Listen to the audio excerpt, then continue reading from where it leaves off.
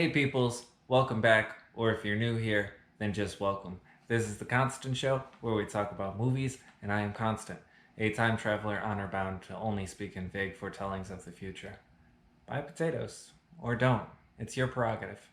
This week we will be discussing the 1998 animated film Mulan. So we'll be specifically talking about the themes that are present throughout the movie and the big takeaway that you can have afterwards. Before we begin, the main topic of examination throughout the movie is gender. And when I say man or woman, or masculine or feminine, I'm primarily referring to the social and cultural aspects of those concepts rather than the biological sex of the characters. I am completely unconcerned with what they have going on down there. Also, I'm not making any kind of value judgment about these things. I'm mostly just examining the way that the film deals with these topics. On a personal level, I feel that people are generally equal, regardless of how they choose to identify. All that being said, let's jump into it. Let's get down to business. So, our first introduction to gender in the film is when the Emperor says that one man could tip the balance. This is interesting because as the Emperor, he can unilaterally make decisions for society. He specifically says one man, not one person or one homie. We can take this as reflective of the societal position of not considering women for combat roles. We cut to Mulan listing what she thinks it means to be a woman. Quiet, demure, graceful, polite, delicate. These are conceptions that she has of what a woman is, but they're also necessary components to the test that she's about to take. She writes this cheat sheet that has them all on it. She doesn't naturally fit the gender stereotypes of woman, so she has to alter herself to embody them. Mulan's father prays at a temple for Mulan to do good with her matchmaker. This is the societal view that a woman is not valuable unless she's married. That should be her ultimate goal. Her father even says, please, please help her. He's aware of how unnatural a fit this is for her, but still wants her to conform. Interestingly, when he and Mulan meet up, she cartoons into him, goofy style. Her father actually catches the tea. So one of the things that Mulan lists when she's talking about this is what a woman is gracefulness. Her father catches the tea and then proceeds to pour it, succeeding in a test of womanhood that Mulan would later fail in. This conversation ends with Mulan walking away, promising to bring honor to her family. According to society, being an unwed woman is shameful. I just want to repeat, this is not my view. I'm just taking them as they come, okay? So don't shoot the messenger. We cut to the outside of the matchmaker place, and the first thing that we learn about the matchmaker is that she's impatient, which is interesting because patience is typically seen as a feminine trait. Perhaps then our conception of womanhood is too limited to contain all the examples of woman. Mulan rides in on a horse with her hair just a complete mess. Her appearance isn't important to her, but it is important to the people around her. So they give Mulan a bath and a makeover to the tune of "You'll Bring Honor to Us All," which mostly just reinforces the idea that as a woman, your goal is to get married. So she says, boys will go to war for you. Another line in the song is that a girl can bring her family honor in one way. Mulan's mother actually grabs her by the wrist and she notices the cheat sheet, and Mulan pulls it away and she's like, in case I forgot something. This further emphasizes Mulan's disconnect with the traditional gender role of woman. If it was natural to her, she wouldn't have to remember it, she could just be it. As "You'll Bring Honor to Us All" is going on, there's a shogi game going on, which is actually Japanese chess. To us, like Americans, that's what we call it sometimes. And there's a gender bias towards the expectation that men are better than women at chess. It's prevalent enough that it's actually affected people's play just on the idea that it was like a man. It's another subtle touch to show that Mulan is not your typical belle. Also, during the song, they say that men want a girl who's calm, obedient, who works fast-paced. This is important for later, just hang on to that one, tuck it in the back pocket. The song descends into talking about how they must serve the emperor, which to them means marrying and then having children. Your role in society is to make more people and then to raise those people. As this happens, a little girl is playing with a doll, and there's boys sword fighting behind her. And at first you're thinking it's just a reinforcement of the the dual standards that it has, like dolls are a girl thing, swords are a boy thing. But then one of the boys actually takes the doll and starts playing with it before Mulan snatches the doll away and then gives it back to the girl, who she would consider its rightful owner. This is reflective of Mulan's view on gender at this point. It very much conforms to the society that she's in. She directs the discomforts that she has with it inward, blaming sort of herself for failing to meet those conditions rather than those conditions being insufficient for her as a person. Mulan literally struggles to fit in line with a bunch of other girls as they stand there waiting to meet the matchmaker. Then we meet the matchmaker. She doesn't fit any of the conceptions of the Mulan first woman. During You'll Bring Honor to Us All, one of the things that they list as a component to womanhood is having a tiny waist, which is ridiculous. All women are beautiful. It's the most awkward link ever. All women are beautiful. But she doesn't fit that stereotype. She's also notably impolite and loud. Ironically, the matchmaker says that Mulan is too skinny, which isn't good for bearing sons. We're back to it. I'm gonna let that one sit. So the ink from Mulan's wrist actually gets wiped off onto the matchmaker's hand, and she goes like this, and she gives herself one of these buttes, one of these great facial hairs. It's kind of interesting as the matchmaker at this point is enforcing sort of the male ideals of womanhood onto these women. And now she's literally wearing it on her face. Oh, I just realized that's what this whole video is. She tells Mulan to be dignified as she wears a Sharpie mustache, yells at her to be silent, and calls her clumsy while falling herself. If that's not enough to consider her the hypocritical enforcer of a standard that she herself doesn't meet, her pants literally catch on fire. These things are telling because the matchmaker expositionally serves the role of further enforcing the idea that, hey, this is how it is. As a woman, you get married, you have kids, while serving as the perfect counterexample for all of those things. Her life is meaningful. She has a purpose that she follows, but as far as we know, she's not married and doesn't have kids of her own. And that's totally okay. She's lacking in all the traits that both she and Mulan list when they're talking about what it means to be a woman. However, she's still no less woman for that. Mulan laments in song that she can't live up to the standard of being a good bride or a daughter. Those are both +1 kind of roles. Rather than having her own goals, she has to be kind of like an accessory.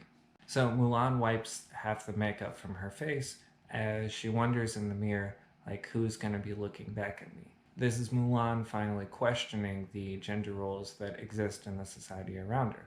She's starting to realize that, hey, I'm not your typical girl. I like chess and stuff.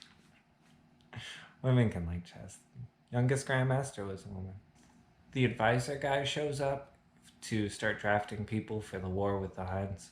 Since Mulan's family only has the dad, he had a daughter, he's gonna have to go. But it's pretty clear even immediately that he physically can't. So then Mulan goes to he's old, he can't handle this. And the advisor guy tells the dad that he needs to teach her to basically shut up around men. I don't think I have to explain that one to you guys. I feel like if you're following any of this, you're like, yeah, that one clicked. After this, Mulan's father fails to swing a sword due to his prior injury. Both the advisor and the dad are physically incapable of being warriors. Then we get to my favorite scene in the entire movie. So this is when Mulan mans up. She switches out signs of femininity with signs of masculinity. She cuts her long hair and then she puts her beret on her dad's nightstand and she takes the sword and the armor, as well as the draft orders, which is, typically a male thing. Mulan's father reveals that if he tells the army that Mulan is a woman, she'll be killed for it.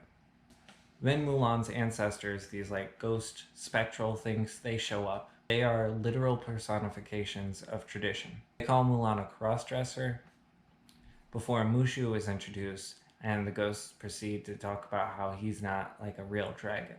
It plays as a kind of contrast to Mulan's story of not being a quote-unquote real woman.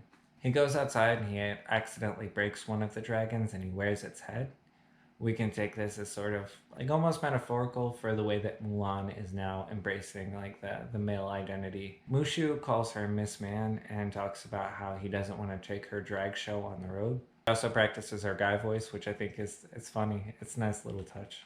You know how every girl has their fake guy voice? Hey Vanessa, what does your guy voice sound like? Hey. That's good. That's good. That's it. Then we meet Shan Yu, the villain of. He's kind of an example of toxic masculinity. So he's strong, needlessly violent, he's aggressive and cruel. To quote the man himself, "Your emperor challenged my strength by building a wall." Mushu says that he can see everything as he looks at Mulan, and then she covers her chest. Even if she doesn't fit the typical ideal of a woman according to her society, she still very much is one and reacts like one. So she goes to camp. Mushu teaches her to walk like a man, which is it's got the chest puffed out and then just all shoulders. You gotta be the big man on campus. That's where that expression comes from. It's actually Mulan. A lot of people don't know that. So Mushu tells Mulan that she needs to punch a dude in camp because that's how men say hello. Because toughness is perceived as being a masculine trait. Then we meet some of the soldiers. There's really calm big guy who, he doesn't fit the aggressive stereotype or the violent one. Then there's Napoleon complex guy, and he, typically it's like you got the tall, dark, and handsome is like the ideal man. I guess I've heard before. I don't know.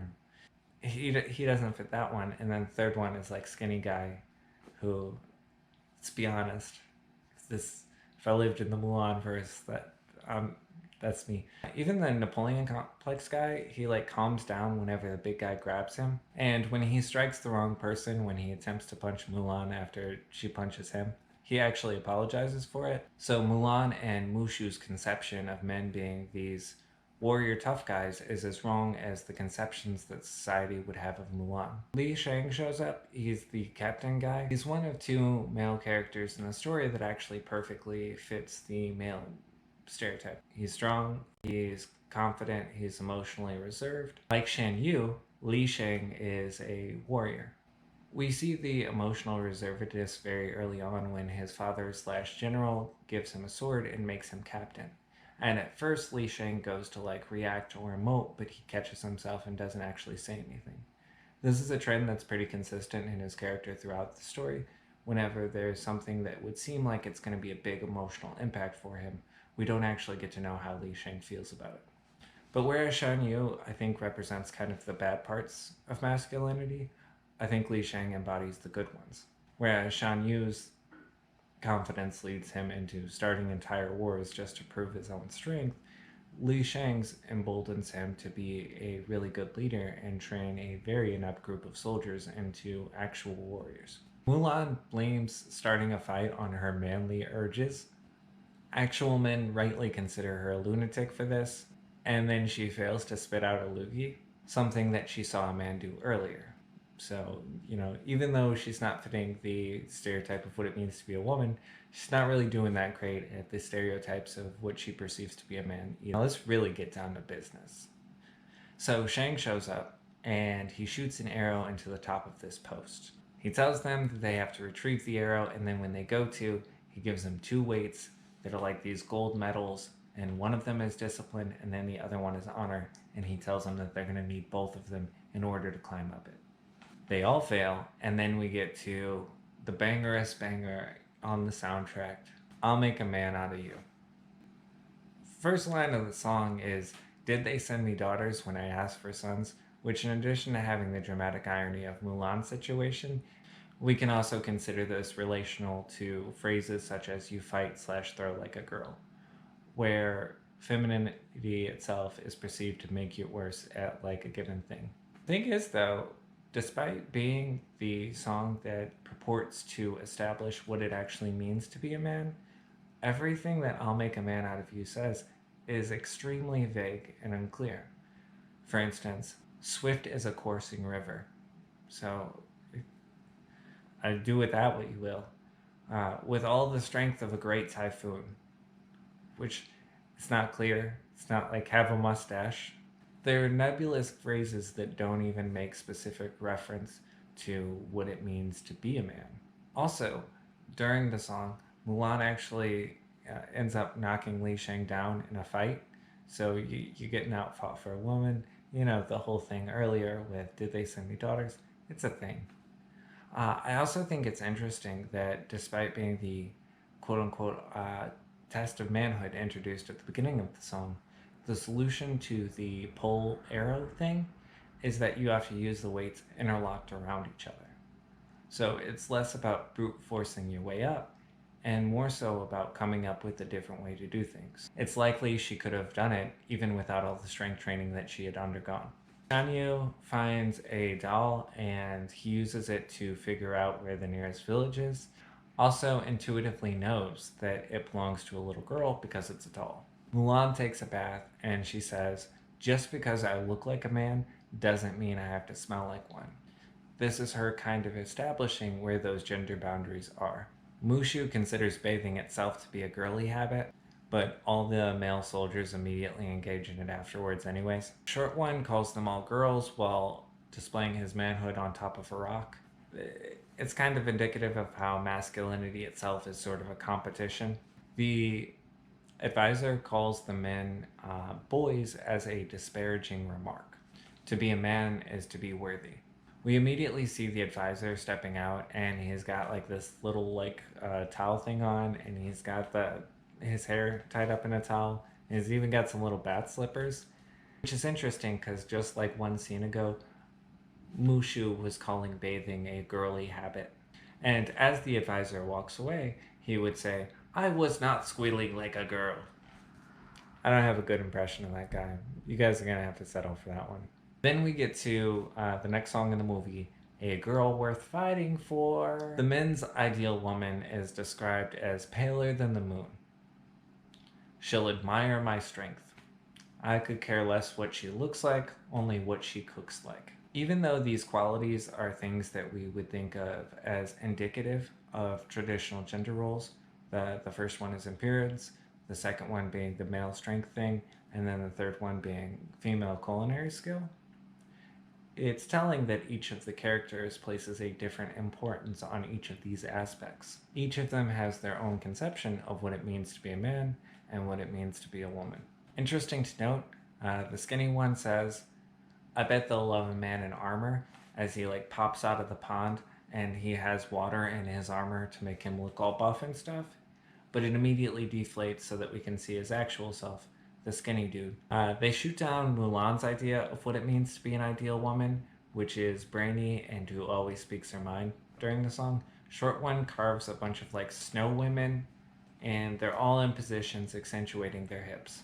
The song ends with the reality of war setting in as there's a burnt down village. They realize that Shang's father has been killed, and they offer him the hat of the general. Shang goes off on this cliff to deal with his grief privately. We talked about the emotional reservedness earlier. And he orders the men to continue further. Then the final battle breaks out. Whenever the army is approaching, Shang just decides that they're going to die honorably like men and then just fight to the death. So the Huns are all coming down. There's a fireworks cart thing. They start using the fireworks, and then they get down to their last fireworks, but there's a whole army closing in. And then Mulan looks at her sword, and she sees the cliff top, and she realizes that if she takes the last cannon and shoots it at that cliff top, she can make some magic happen. So she steals it, runs out, and as she's doing this, you can see the advisor cowering under a rock, while she's actively charging towards Shan Yu. Even during the scene, as Shan Yu and the army approaches, she's trying to light the firework, but she's close enough to him that she actually gets wounded in the fight, but still accomplishes her mission. This is how they find out that Mulan actually is a woman, because she has to get treated for her wounds. The advisor tries to protest letting Mulan go afterwards, but Shang intimidates him into moving on, before Mulan takes her third option. Mulan again reflects on who she is and what it means to have value as a person, as the army has abandoned her. She realizes that the Huns are alive and that they're going to the city to wreak some havoc. So she goes to tell Shang. Shang is in a parade that was being thrown because they defeated the Huns. Shang tells her that she doesn't belong here. Her as a woman, despite being the one who won the war against the Huns, still doesn't get her place in the parade. I thought that was a little rude.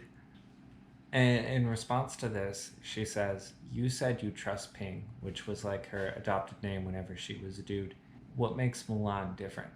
She's essentially asking the question of why her gender is even important at all. Mulan tries to go and get the word out after Shang completely ignores her, and Mushu reminds her that she's a girl again, so she can't expect people to listen to her. The Emperor gets kidnapped by Shan Yu. Surprise, surprise, he actually was alive. He takes the Emperor into the inner chamber, and the soldiers get together and they use a giant statue as a battering ram, but it won't work, and Mulan knows it won't work. And she shows up and she is like, "I have a better idea."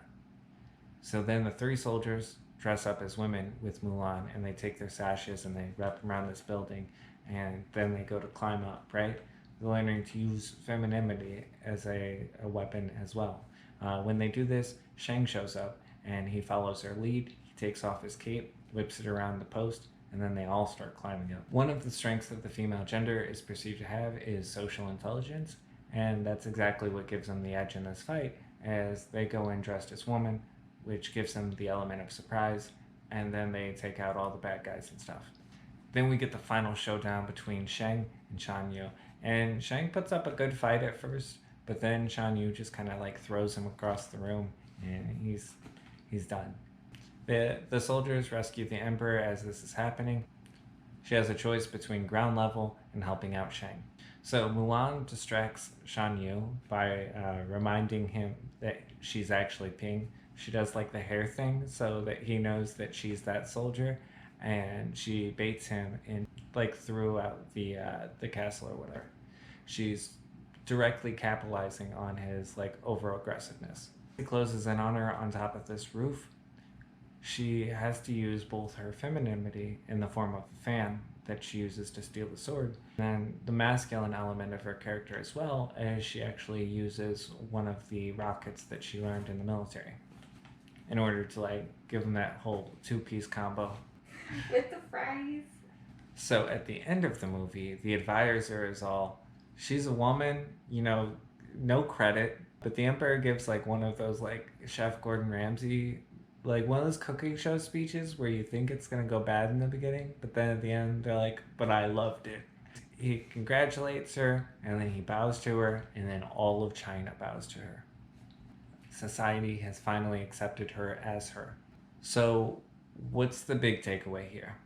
What does Mulan teach us about gender and men and women? I think the big lesson here is that we all have some conception of what it means to be a man or a woman. Nearly every character in the story has their version of it, and it directly influences the way that they react and act in certain situations. And it's okay to think about these things sometimes. For example, one of the things that I liked is they actually give us a positive example of the way a gender trait could kind of influence someone to behave. So in the scene on the mountain, Li Shang's dad has just died, and he has to take over what is, as far as anybody can tell, a losing war, right? But his emotional reservedness allows him to go from grief to leading with almost nothing in between. These categorizations aren't universal, and they can be harmful to ourselves as well as others when we treat them as a standard. The entire end of the movie could have been wrapped up a lot sooner if people would have just listened to what Mulan had to say. Instead, they were more focused on what she had between her legs than how capable she had demonstrated herself to be. Another example of this is Li Shang was willing to accept death just because it was an honorable thing for a man to do. In the end, the male soldiers even had to shirk their idea of what it means to be a man in order to succeed. Mulan's final battle is won by equal parts masculinity as it is femininity. And I think that's kind of how we should all be as people. We have to recognize that bravery isn't a male trait, and compassion isn't a female trait. They're the traits of heroes. And that could be anybody from a cross-dressing soldier to a tiny little dragon voiced by Eddie Murphy. But those were just my thoughts, and I would love to hear yours in the comment section down below.